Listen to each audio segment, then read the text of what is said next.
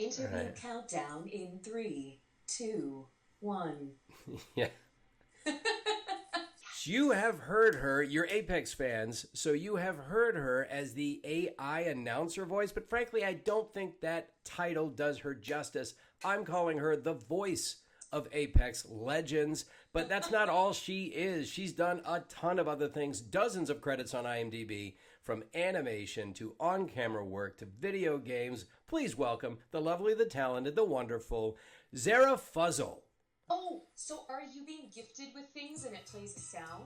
Well, yeah, actually, what happens is it plays a sound every time somebody decides to host. And what they're doing is they're being super cool and they're boosting the signal a bit. See, Thor is hosting. So what they're doing is getting the word out, letting everyone know. Very cool. Thank you, boosters. Yeah, exactly. So, yeah, we loved your voice on Apex. And it haunts my dreams because I want to hear you call me the kill leader, and it's never going to happen because I suck at the game. So, one of these days it just might, Chris. Yeah, we're not going to hold our breaths for that. You clearly have not seen the YouTube videos of just how bad I am, but that's okay. But now that we have you here, in addition to doing the Apex stuff, do you have anything else that we can hear you in right now or that we can see you in that you are not bound by an NDA? For sure. I'm in Borderlands 3. I'm one of the 4 playable characters, the 4 Vault Hunters. I play Amara. So that just came out about a month ago. Okay. And I'm in the new Call of Duty Modern Warfare that just dropped at the end of October. Oh, nice. I play a bunch of characters you'll run across in the campaign. I don't want to give any spoilers for those of you who are making your way through it, but you'll see and hear me in a couple spots. And I did a voice for Destiny 2 for any Destiny fans out there. Nice. Yeah, super fun. So yeah, I've had the good fortune to work all this year working on a bunch of cool games and not being able to talk about it, and they all came out in the fall. Zehra, do you game at all? Let's hear whether or not you game at all. You know, I recently was on a panel about women in gaming for my college alumni group, and it was a great conversation because one of the things that came up is what is the term gamer and who chooses to use that label versus who doesn't. And ultimately, at the end of the day, no matter what type of game you play, if you play computer games, video games, games on your phone, you are a gamer. So yes, I consider myself a gamer, but I'm not at all skilled or have experience in like the first-person shooter genre or the Battle Royale. Gotcha. Stuff. So I already know who I would main, and I'm so sorry that it's not Pathfinder. It's okay. Let me have my hand over the cut interview button as you name it. Okay. No, tell me who you would make. Wait a minute. Let's see if we can guess. Okay. Folks on the chat, can you guess who Zehra would main? Let me know. All right, we say Wraith, Mirage. Well, the suspense is killing me. Go ahead and tell me who you would main. Bamboozled. Oh, yes, wow, Mirage. For sure. Great. Pathfinder's mortal enemy. All right, great. Yeah, I'll tell Roger Craig Smith that. Yeah. Now, have you had a chance to test the game at all? Have you gone to any events where they let you try it? Yes. So I went to EA Play over the summer, and so that was really cool. I got to walk through the exhibit. They set up they'd set up essentially the world and with photo ops and stuff. And, right. So that was super fun. And I've watched a ton of playthrough on YouTube, which is great. Thanks to streamers like you guys who stream the content on YouTube so I can watch it. Frankly, what your voice does is it's this constant reality check. As you're running around and there's all this chaos, here's your cool, calm, and collected voice basically telling us you need to get off your ass and get back inside the ring, or you're the new kill leader, or I don't know how many other alerts there are. Double kill, triple kill, yeah. Yeah, which I don't ever hear. Let's go back to the beginning.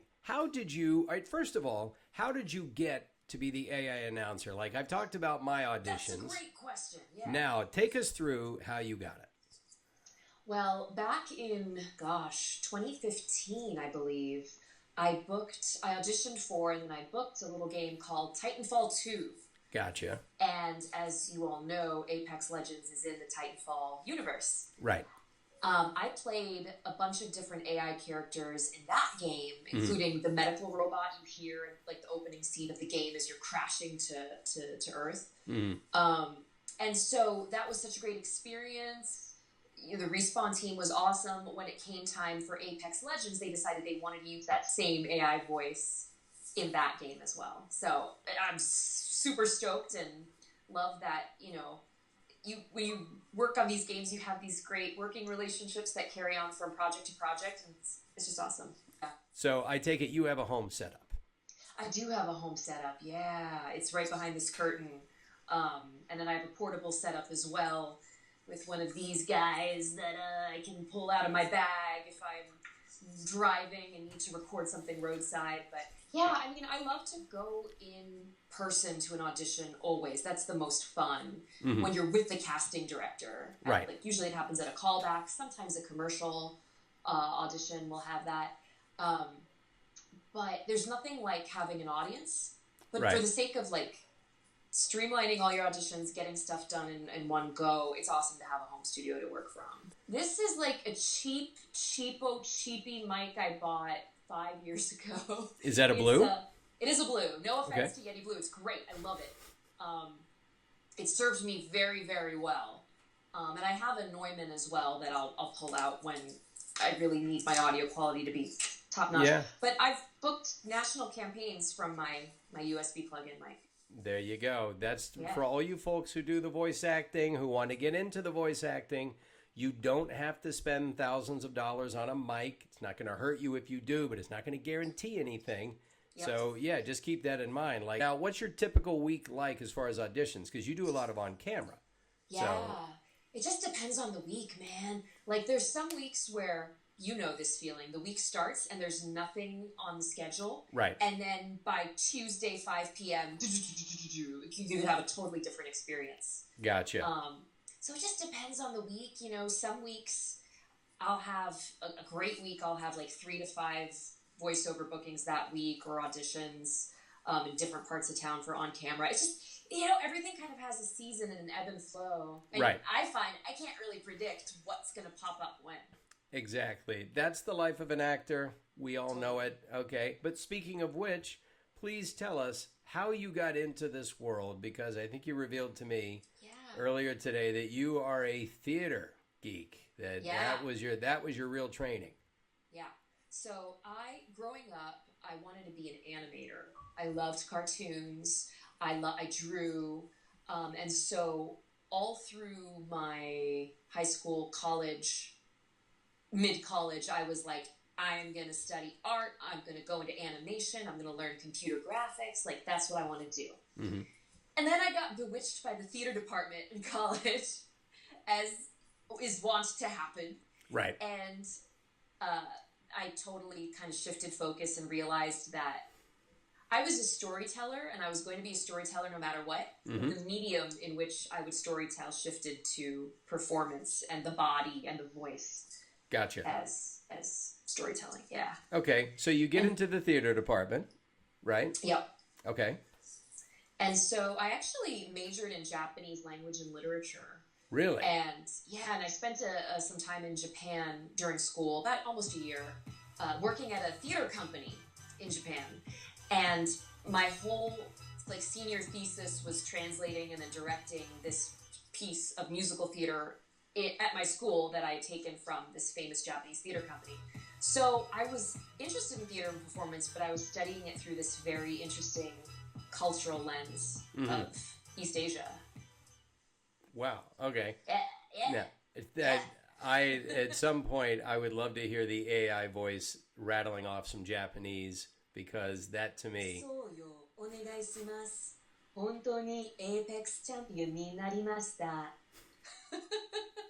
That's too good right there. That's too good. You didn't grow up in Los Angeles, did you? No, I'm from Indiana originally. Okay, where in Indiana? Because I've toured as a comic. I've been all over the place. Amazing. So I was born just outside Chicago, but when I was super young, my family moved to West Lafayette, Indiana, where Purdue University is. Yeah, yes. I played there.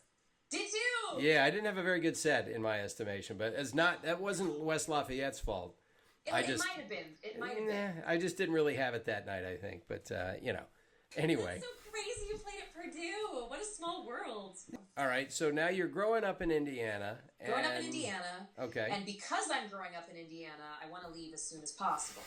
So I applied to a bunch of schools out of state, and I ended up going to school in Massachusetts for college. And then my plan was to go to grad school for musical theater. Gotcha. The programs I applied to, I didn't get in. So I went back home to Indiana for the summer, thought, what am I going to do? And at that time, one of my sisters was living in Washington, D.C. Okay. And she was very involved in the theater scene there. And she said, you know what? D.C. has a great theater community. Why don't you move out here for a while, look for a job, audition for stuff, figure it out. And so I ended up moving to D.C. and staying there for about on and off 6 years. I loved it. Did you live in D.C. or in one of the suburbs around it? I lived all over. So mostly I lived in the suburbs in Northern Virginia, like in the Arlington area. Mm-hmm. I was born in Silver Spring. So when people say D.C., I go, okay. My first job was in Silver Spring, Maryland. Really? What was your first job? I was an intern for a film production company. Wow. We're more connected than I thought. Okay. For those of you paying attention, entertaining notions of getting into the performing arts, Zehra did not get into some of the programs she applied to, and look at her now, working actress. We know about the rejection. I was rejected because then I would be paying loans still for expensive-ass grad school programs. Right, exactly. And instead, you're debt-free. You're making the dream happen. You don't have to get accepted into everything in order to know that you are in the right business, that you are on the right path. That's what I'm saying. Okay. That is fabulous advice. Yeah. And thank you for saying that, especially if I'm of South Asian descent, and especially for Asian families. If you don't get a perfect score, if you don't get into the school you want, it's almost like you're a huge failure. A little bit of pressure there, a little bit of pressure. Yeah, just a little, just a skosh. Yeah. But it's good to bear in mind that if you come from a family background where similarly there's that kind of pressure, follow your own path and do what's right for you, and it will be okay and it will get better.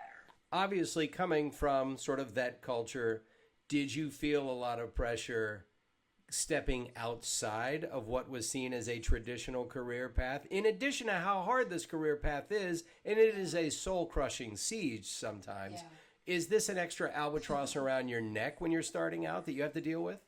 Thankfully, not too much. Okay. And I think that is because with my specific family circumstances, my parents and my siblings were all super supportive of me going into the arts. Okay.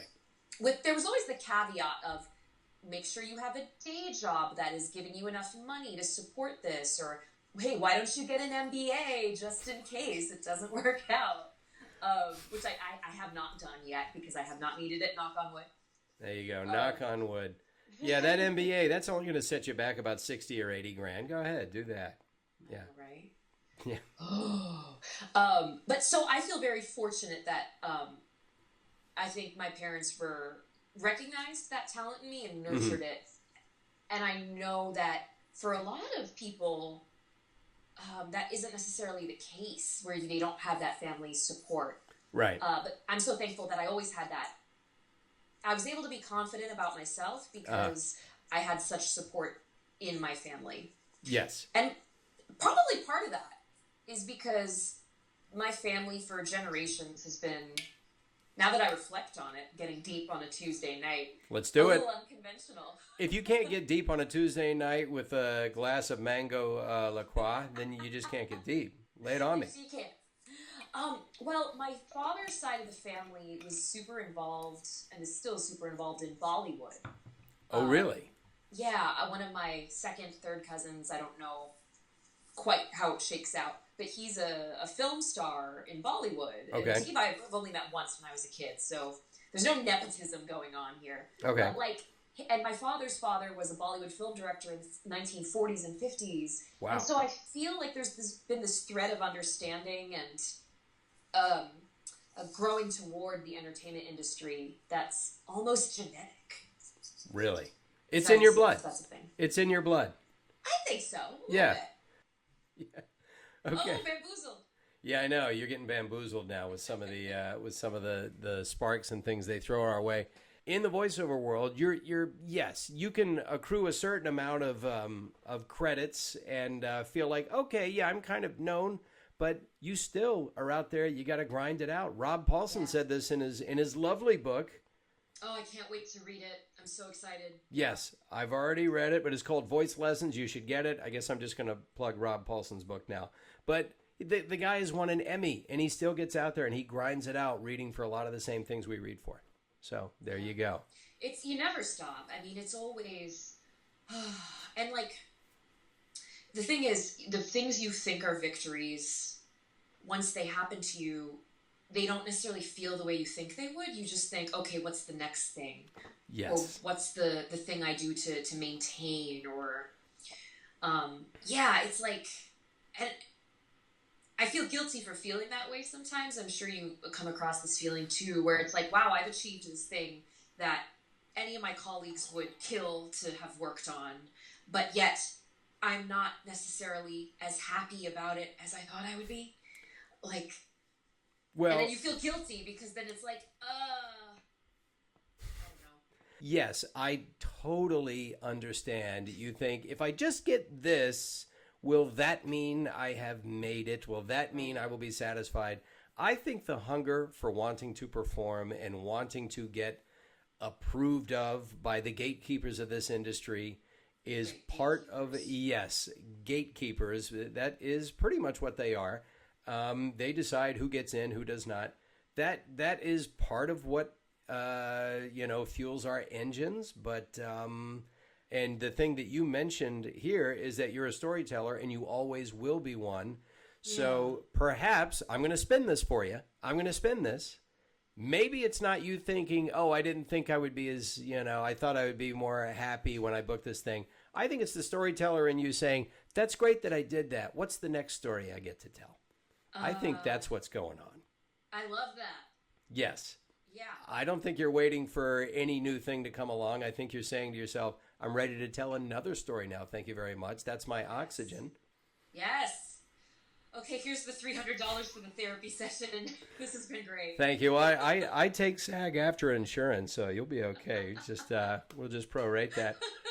Now, I'm going to go ahead and designate you as established, okay? Maybe you don't think of yourself as that. I'm going to say that you are. You've already worked. You've got over 40 IMDb credits, okay? Yeah. So you've got momentum. Yes. What do you do on a daily or maybe it's a weekly basis to keep your engine running, to keep yourself tuned up and ready to perform? Yes. Oh my gosh. Well, first there's the physical aspect of it. Your voice is a muscle, just like your biceps or your quads. So working out your entire body strengthens all your muscles, strengthens your breath capacity. So I am on a regular routine. I work with a personal trainer.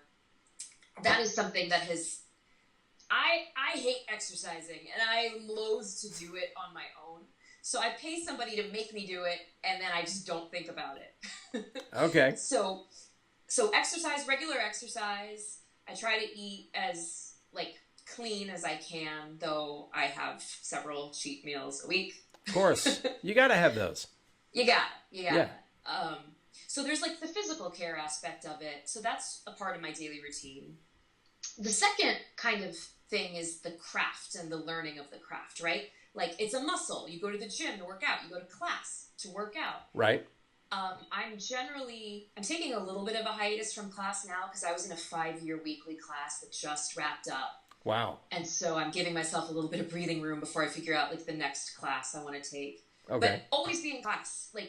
No matter what professional level you're at, there's always more to do. There's always deeper to go. There's always another technique or a kernel of wisdom or a connection you can make from a classmate that ignites something in you and your brain and your way of doing things. So that's the other thing. If I'm not actively working all the time, then I make sure I'm in a class, even if it's a 1 night a month thing. Okay. Just always studying, always training. And then the third, which is I'm flying by the seat of my pants, and I am so thankful that my representation, I've gotten to gather a really good team of people who work with me.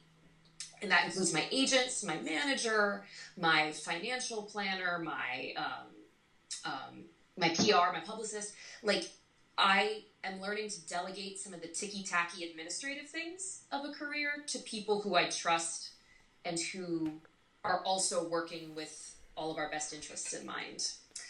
So the business hat is sometimes hard to wear when you need to take it off and do the creative hat. Yes. And then have to, put the business hat back on. So the more hats you can delegate to people, that's kind of where I'm at right now. It's a good problem to have. But yeah, I mean, that's a whole crew you got working for you there. Have you noticed fan response to this particular game? Yes. Okay. Yes, it's so okay. So I was shopping couple months ago at this boutique on Melrose called Doll's Kill. It's like a Burning Man style outfits, Coachella. That sounds like the most Melrose boutique that has ever Melrose boutiqued. 100%. Yes.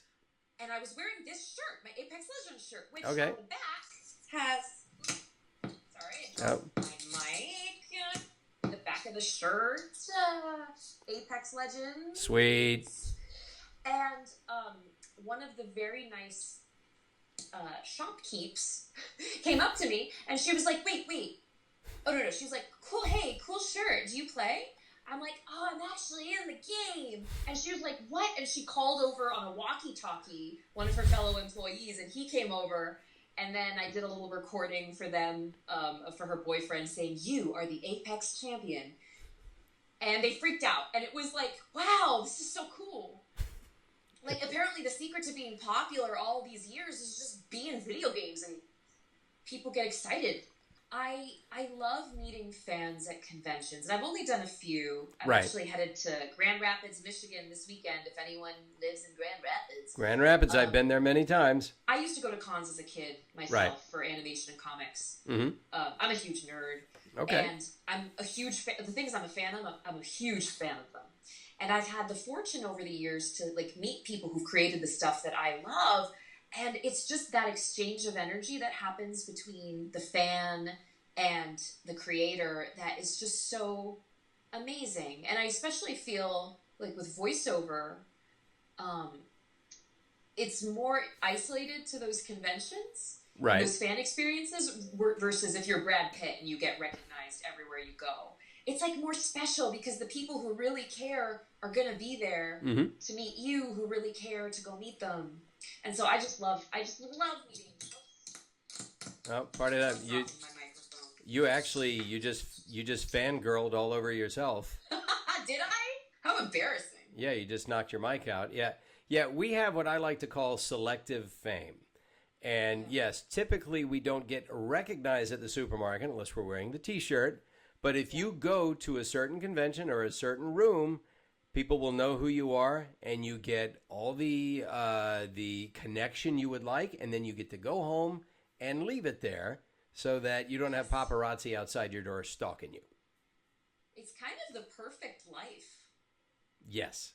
I've found that out many years ago, and I was originally an on-camera. I did a few jobs, and then as I started to discover voiceover, I thought, this is right about the level that I would like to have. I mean, this is just about perfect. Give us your experience of what it is like being in an on-camera waiting room for an audition as opposed to voiceover. Okay, I love this. All right, so usually if it's an on-camera waiting room, if it's a commercial audition, there's going to be about 20 other people who look a lot like you. Right. And it can be a little sobering because you go and you're like, wait a minute, the casting thinks I look like this person? Or it can be conversely like, oh, casting thinks I look like that. All right, I'll take it. Okay. But there's more of a tension. Everyone's so focused on what's about to happen that there isn't a lot of opportunity to chat. Right. Because you don't want to encroach on people's boundaries or have them encroach on yours. I remember last week I was at an audition and I had gone in. I was wearing a headscarf. It was for a Muslim character. And another woman walks in a headscarf, and both of us kind of lock eyes. And then we both realize we're reading for different parts, and we start talking to each other like, oh my gosh, break the leg, I hope you get it. Oh, I hope you get it. So it's interesting. So that's on camera. And then voiceover, I don't know, it feels like, I've heard Rob Paulson says this a lot, it feels like a giant party, because you walk in and there's 5 people you love all in one space and like your friends, and it's like, oh my gosh, this is great. And you know, like, oh, if I don't get it, she will, and that's awesome. I hope she gets it. The first word I thought of was party. It's a party. You walk in, and it's a bunch of people trying to out-funny and out-silly each other. And we tell stories. We just shoot the breeze. Yeah. It is so chill and relaxed. Zehra, what has your experience been like as a person? I don't know. Would you refer to yourself as a person of color? Yeah. Because not everyone is as pasty white as me. So compared to me, everyone is a person of color. So let's just get that out there. But yes, in general, do you find that you're lumped into that category in casting where you'd like to think, you know what, how about I just get to read for the part and it doesn't matter what they look like? How about you just consider that? It's a good mix for me on camera right now because, I identify, I'm South Asian American. Right. And I'm brown. I identify as brown. And, like, I get a lot of castings for ethnically ambiguous characters. And so for some parts I go out for, it's open ethnicity or ambiguous ethnicity. Mm-hmm. And then on the other side of it, especially for, like, co-stars and stuff, it might be more specific or more ethnic. Okay. Even though I hate that word because everyone has an ethnicity. Yeah, everyone's ethnic. What your ethnic background is, yeah. But in Hollywood, ethnic means not white. And usually not African American either. Right. It's a brown catch-all is ethnic. And so I feel like right now it's a good time to be brown in Hollywood is what I say, because the door is opening for more people and voices to come to the table than ever before. Mm-hmm. So I feel like for me right now, it's a healthy mix of parts that are meant to be a specific race versus pretty open. Right. Interestingly, the same thing is happening in voiceover where I go out for a lot of different parts, but I feel like I've been able to kick the door. How I was able to get my foot into like the animation world is I booked like the Muslim character on 3 different shows. Okay.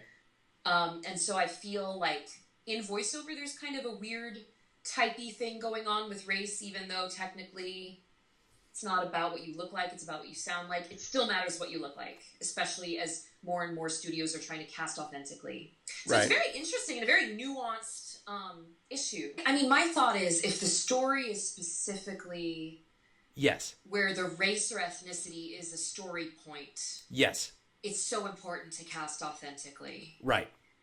Or as authentic as you can get. There's been so much inequity for people of color for years in the entertainment industry. Yeah. When you can cast authentically, if the character is of color, try to cast an actor of color because those opportunities are have been few and far between for most people. Mm-hmm. And on the other hand, like, I think people need to fans need to give creators a break when creators try to introduce something new or diverse. Or they, if they don't get it 100% right off the bat, that's okay because they're trying. Right. And it might not be the first attempt, but that's great. But the second attempt will be better, and the third will be better. You have to give people permission to not get it right all the time. Well, I'm glad you said that because a lot of times you can sort of freeze someone creatively because they just don't know what choice to make because they're terrified of what the response might be. I'm fortunate to work with a lot of people. I've encountered a lot of people in my career so far who are trying to listen and do things better, which I think is so great. Like, so I would say to all those writers out there, don't run from the challenges. You hear the reactions, but, take what's useful, but then the rest, go do your work. Go make your art. I have a question for Metal Chick. All right, question for Metal Chick. What metal do you like? Because I'm a huge metal fan, and I listen to mostly like European power metal too. Okay. In the meantime, all right. I'm a huge fan of Sabaton, Nightwish, Ghost, Hammerfall. I love like all the bands out of Sweden, basically. I listened to. I just saw Iron Maiden for the first time. That was amazing. Okay, see, that's who I grew up with. I'm dating myself, but that's who I grew up with, Iron Maiden, because all of those groups you named, no idea who they are. But I'm naming some obscure to American groups. Okay. Because they're huge in Europe, sell out stadiums in Europe. But here in the U.S., they play to like 2,000 smaller intimate venues. Okay. All right, here she is. 9 Kills, Afterlife, Ghost, 3 Days Grace, Slayer, Metallica, Shinedown, Fan Club. Okay. Slayer, Metallica. I've heard of Shinedown. I don't think I can name any of their songs, but just to name a few. There you go. Okay. I wanna be with you all night. Ayo Rocky says you're pretty. Yes, she is. You know what? Yes, she's pretty. Yes, they're all agreeing you're pretty. But you know what? Guys. You know what? Yes, and of course, everyone likes to be told that they're pretty or handsome. I don't know what that's like. And Ayo Rocky, it's not your bad. There's nothing wrong with saying somebody's pretty. It's awesome to say someone's pretty. I appreciated it very much, Ayo Rocky. Yeah, and you're getting hair comments. Your hair is amazing, by the way. It is pretty amazing. I'm thinking of cutting it all off, but I appreciate. It's more metal when it's long. Well, I mean, you do you, but a lot of people would weep if you cut that off. But it is what it is. But no, Rocky's not getting jumped on. I'm just saying that yes, she is that, but she has facets. We all have facets, and we're here to talk about other stuff. Metal Chick. Not only do I know that my wife is pretty, she is objectively pretty, but the woman inside is 10 times as beautiful. And I am smart enough to know that. And I'm sure that that Zehra's partner knows that about her too. I can't remember what we're talking about. Oh, yeah. No, it is a nuanced discussion, but that's why I like having it here, because we can engage in Socratic dialogue. We ask questions. Yeah. We get answers. We circle what might be closer and closer to the truth, whereas meanwhile, Twitter is 140 characters or 280, and it gets lost. Yeah. It gets lost. So there you go. In a way, I admire people's enthusiasm and passion, because that is what is going to drive the engine forward. Yeah.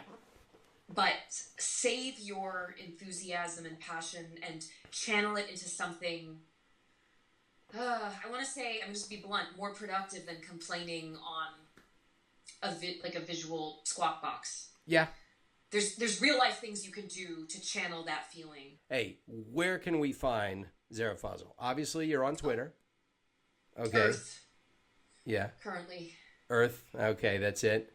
You're gonna. Yeah, I'm on Instagram and Twitter. Okay. At Zehra Fazal. Okay. For both. Right. And then I have a Facebook page, Zehra Fazal Official. Okay. That I post on occasionally. But gotcha. Yeah, that's where you can find me. Okay, that's where you can find her. If you see her in the supermarket, you can, for you LA-based folks, I don't know if there is any LA-based folks here, you I would say approach cautiously, all right? No sudden moves. Can I tell you what I did to somebody in a supermarket once? Please, I want to hear your fangirl story, because I've got lots of fanboy stories. I've embarrassed myself. So I used to live in Burbank near a Vons. Okay. Like the Vons on Pass Ave, if you know where that is, heading up to Riverside. Mm-hmm. If you ever find yourself in that neighborhood, you'll see a lot of actors, because the studios are all there. Yep. A lot of actors' own homes around there. So I would occasionally see people at this Vons. Well, it was like Easter weekend 2 or 3 years ago. And I was walking, and I was passing the wine aisle, and I saw a gentleman having a wine carrier, and he put in a few bottles, I assume, for like an Easter party he was throwing. Right. And it was freaking Eric McCormick from Will and Grace. Nice. And I, with all the chill I possess, went, I pointed at him, and he turned and looked, and I ran. So you pointed, gasped, as he looked at you, you took off running. 100%. 100%. Because I don't get starstruck easily, but when it's somebody whose work I loved, like I grew up watching Will and Grace, I loved that show. And, to see him in my supermarket was like very cool, and I didn't know what to do. Other than point. Here's the good news. That probably happens to him 6 times a day. So he didn't even remember it. He didn't even remember. It's like, oh, which girl that pointed and ran? I don't know what you're Tuesday or Thursday? Because Wednesday I didn't go out because I was tired of it happening. So that makes me feel better, Chris. Thank you. Should we open it to questions? Yes, because I'm sure you have a life and you have places to be. And Eric McCormick is probably at a Ralph's right now, so you need to haul ass over there and get your pointing finger ready. Metal Chick asks Zehra, who is your favorite character in Apex, personality wise? So yes, I already know the answer. Mirage is a dang charmer, y'all. Like, I don't know what to say. He's just very he's just so cheesy. I love him. This is not going to make the final cut. As I slam down my water bottle. Okay. I also love Lifeline's energy. She's just so, helpful and like a warm hug. And, I mean, Pathfinder is, I feel, related to because I also am a robot. So I feel like we're connected on the same network. Yeah, that's true. Avocado Fire would like to ask you about playing Amara. Oh, yes. Amara, my character in Borderlands 3. Okay.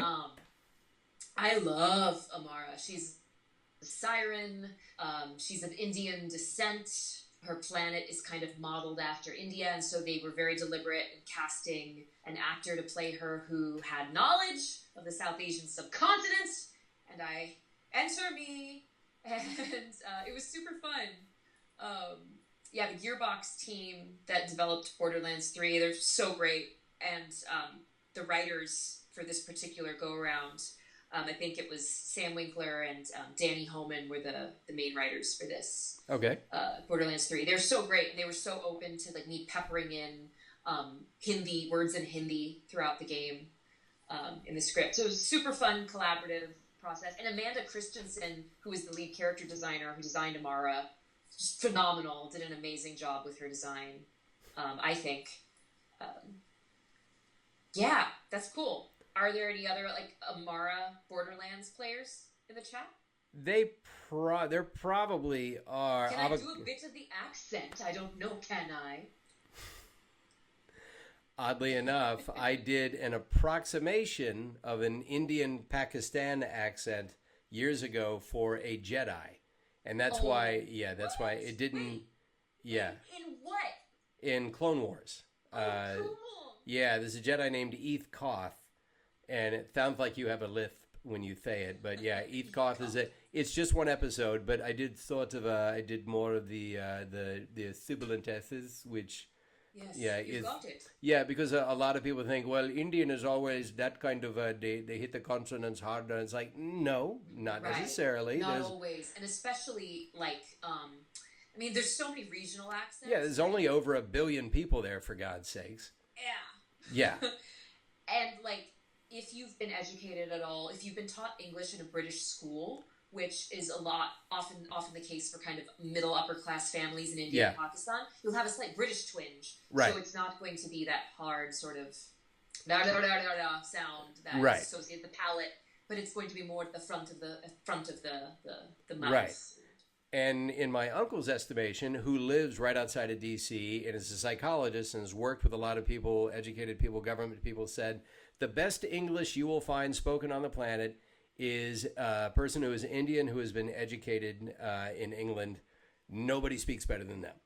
Their cadence, their diction, their clarity, unmatched. And I have to agree with them because, your typical received pronunciation of the standard aristocratic Brit is a bit lazy, I tend to find. But if you find someone who is educated perhaps and moved back to Delhi or whatever, it's like, you know what? I'd rather listen to that person all day long. Chris, you're good.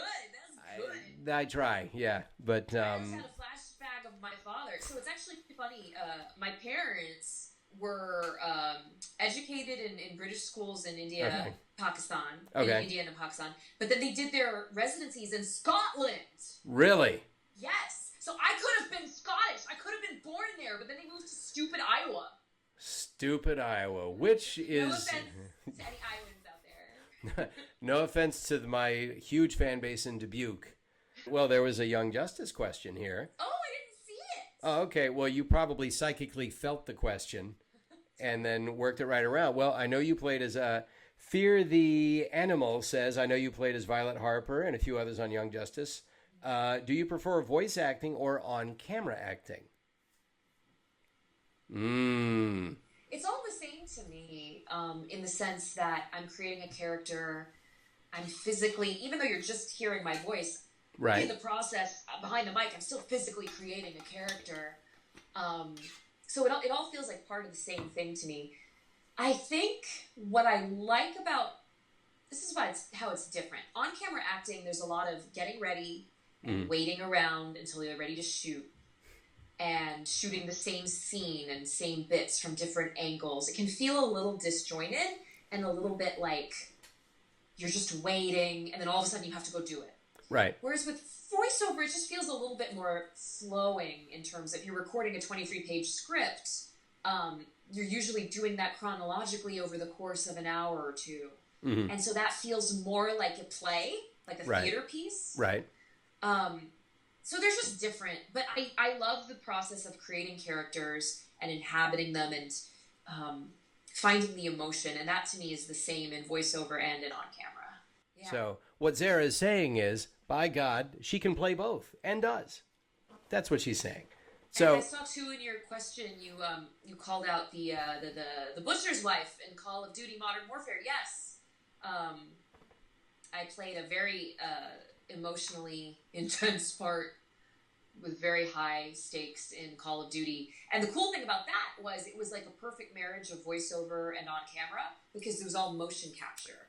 Yes, the performance capture. You had to wear the suit and the sensors. I've heard you describe it as like doing theater in the round, and that's totally what it is. Yes. It's like the ultimate freedom to be seen from all angles. Yes. Because there's cameras all around the room, and there's a camera right in your face, and you have all these motion points on your body that the data's being transmitted, and there's so much freedom. I think that is actually the marriage of voiceover and on camera that's the most fun. So here's another question. Avocado Fire wants to know, is the Titanfall voice the same as the Apex one? I guess your early work for Titanfall. Yeah, pretty much. I think we determined it's really subtle when you're playing an AI voice. You do get direction, but it's very subtle in terms of because there's a lot of emotionality that's stripped away when you're playing a robotic AI voice in this world. I think for the Medicare for the medical robot character I played in Titanfall, it was even colder and it was even more distorted. Whereas the voice in this Apex, I don't know. I think we pitched it down just slightly. Mm-hmm. Not in post, but it sat in a lower place in my register, and just really took care to keep it very flat and neutral. Oh gosh, there's something that I'm not sure if it's out yet in the game that we also did that I don't know if I can talk about it yet, but it's fun when you play a robot, the shades of variation you can get. Right. Well, depending on how much awareness, I guess you're telling you that you can have, like how much humanity can you infuse it with? You know what? Before I forget, how many languages do you speak? You've already impressed me with apparently you know Hindi, Japanese. I know very basic Hindi and Urdu. Like asking for food, saying get in the car. Right. And then I studied French in high school, but I've forgotten so much of it. But I know conversationally. Still, and then I majored in Japanese, so I speak Japanese pretty well. That sounds like 5 you've got in your toolbox there. That's pretty amazing. Yeah, it gets me lots of looping jobs. Yes. That was the very first voiceover gig I booked when I got my first agent when I moved here. Was a voice match role for the lead actress in a feature film, and an Oscar-winning actress. And that was so exciting because I got to step into her shoes for that day. and tell that story, help tell that story, and be that character. Well, you could talk about it now because the movie's already out. You could probably say. The movie came out in like 2015, but see, you could talk about that. Like I could talk about voice actors that I've met. I could talk about celebrities that I've voice matched in the past. I just can't talk about stuff that hasn't come out yet. Right. Gotcha. Right. Gotcha. So if it's past tense, you can totally throw the name out if you want. Okay, it was Charlize Theron, whatever. There you go. It's fine. Charlize Theron. One of my big fanboy moments was getting directed by J.J. Abrams just to do ADR for Super 8. I'm thinking, JJ's going to be there? It's like, oh, yeah. He was awesome. He's funny as hell, and he's super cool. Yeah, and I'm one of those voices in the background of Super 8. And here's JJ. I'm sitting here going, that's fucking JJ Abrams directing us. Like it was nothing. Awesome. Like it was nothing. Yeah. Anyway. That's so great. Oh, okay. I should also mention, if you like the AI announcer voice, I use a very similar voice in Lost in Space on Netflix. I play the spaceship. Ah, hell. There's some fanboy and fangirling going on there, I'm sure. Funny, flirty Mirage. I'm sorry, Metal Chick, you've asked this Bad Boy Crypto or Funny Flirty Mirage? Mirage. All day, every day. I mean, Crypto's cool too. Crypto's cool. He's mysterious. But yeah, okay, so Zehra likes the funny guys who are charming and a bit of a rake, Little bit of, a little edge to him, but for the most part. Because I think I can change him. Yes, he's a project. He has potential. I'm totally going to smooth over those rough edges. That's exactly what you sound like, by the way. I'm kidding. Great closing. Yeah. You are the Apex champion. Yay. Yeah, you should just do the ring announcer with nothing but vocal fry. You're the new kill leader. I think we have an idea that we can pitch to Respawn. Yeah.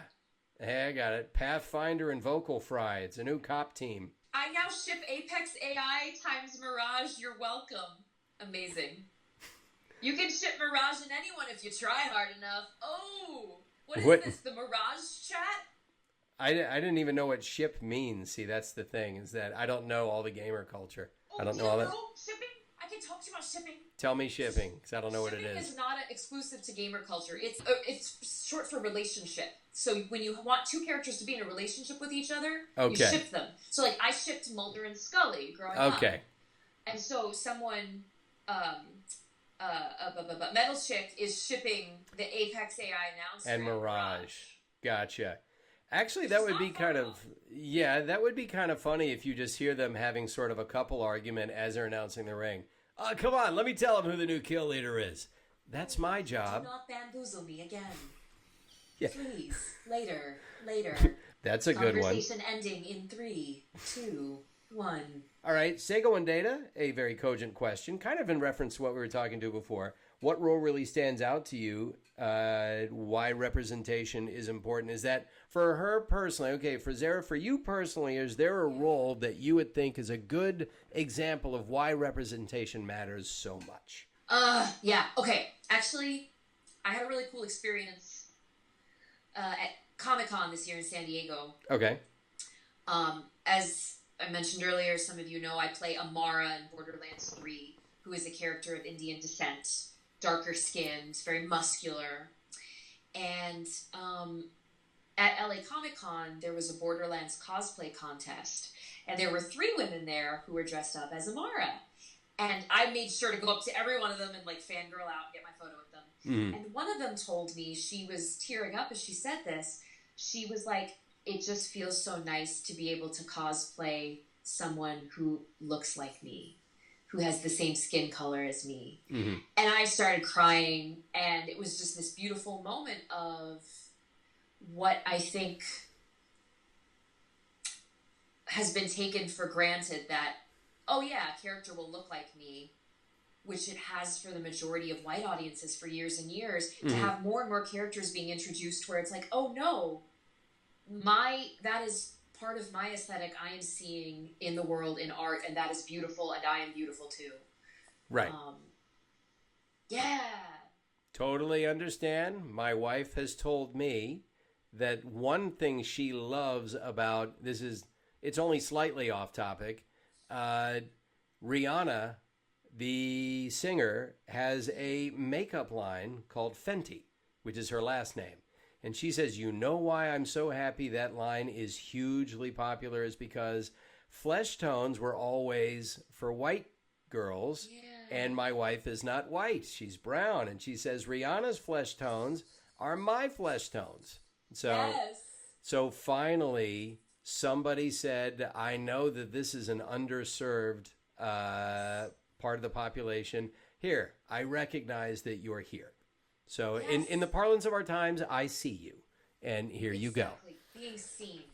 And now that we've done that, can we please make it all about white men again? Thank you, because I'm feeling underserved. And I'm so sorry you were uncomfortable for 5 minutes. It was 5.5. That must have been hard. It was, I'm not prepared for it. I have no skill set to be uncomfortable for more than 4. I have a cat that's hiding, so let me just make sure she's not getting in any trouble. Okay. It's all right. I loved how you use your cat to sort of visually humble brag about how cool your setup is. Is that what I did? I've trained Kitty to throw the curtain back, and now you guys can see the woofers and the subtweeters and the keyboard. Okay, if we don't see any more questions, I don't see a question in the near future. Basemax, yes. Basemax. Okay, is that Basemax from... It's another AI. Gosh, okay. Actually a lot of AIs, huh? You're getting typecast. Hey, if you do it well. Well, you know what? Oddly enough, Pathfinder is not that far away from a voice I did for the movie Passengers, in which I play an AI. Passengers? Yeah, with Chris Pratt and Jennifer Lawrence, that Passenger. Yeah. I loved that movie. That's so cool. The Infomat is basically like a more subdued version of Pathfinder. Happy to help. So, like Pathfinder with a Valium, you know, where he's just... Pathfinder with a little THC in his system. Okay, Avocado Fire would like to hear the Amara voice for a sec. What would you like her to say? You can't just say, I want to hear the voice. You have to say what you want her to say. You want her to punch? She character punches a lot. She's got six arms. 8 arms. Oh, wow. 8 arms. Yeah. All right. Okay, is that in, what project was that again that Amara is in? Is that Borderlands? All right. Anybody? Dance, no, okay. Monkey, dance. Yeah, here you go. Let me wind up the crank in back of you. Halo, and she's younger, and she's from Kurak, and she's also an AI. Actually, she's an AI in a human girl's body, and trying to understand the world. I also play Harper Rowe, who goes to school with Halo. They're classmates, and I also play Cassandra Savage, who's the daughter of Vandal Savage, and she has a very interesting relationship with her father. Her father's a very, very powerful man. All right, so I'm going to set this up. This is Pathfinder asking the AI of Apex Legends difficult, awkward questions about Mirage. And we'll see how AI answers. Say, AI, before you tell me where the next ring is, do you really like Mirage or do you like me more? Please tell me the truth. I'm sorry. Who are you again? But I'm the one who knows where you're going to be next. Please tell me you like me more than Mirage. Mirage. I feel a sense of warmness when I think of Mirage. I hope he gives me a ring I can keep that will not close. Wow, if I had a heart, it would be breaking right now. Low 5.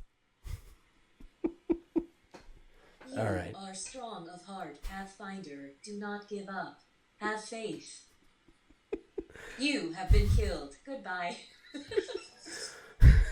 Mirage is the new killer. All right, that was actually the thing you did with your voice to make it sound robotic. Like some of the words got edited in. You know, that AI voice, that Alexa voice, that totally. You realize, okay, this is not a person.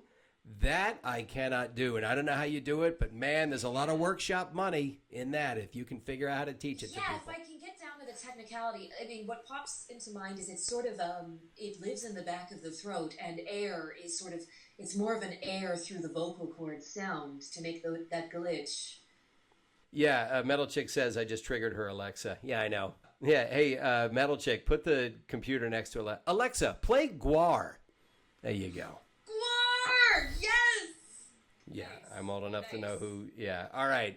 Ladies and gentlemen, this has been the Edge Voice Streamcast with the lovely, the talented, the wonderful Zehra Fazal. You can find her on Instagram, find her on Twitter, find her. She has an official Facebook page. And by God, if you have a local convention happening near you, tell your convention organizer you want Zehra Fazal there, because that's the only way she's going to make it out there. You demand that you want to see her so she can be there in person and sign your stuff and take selfies.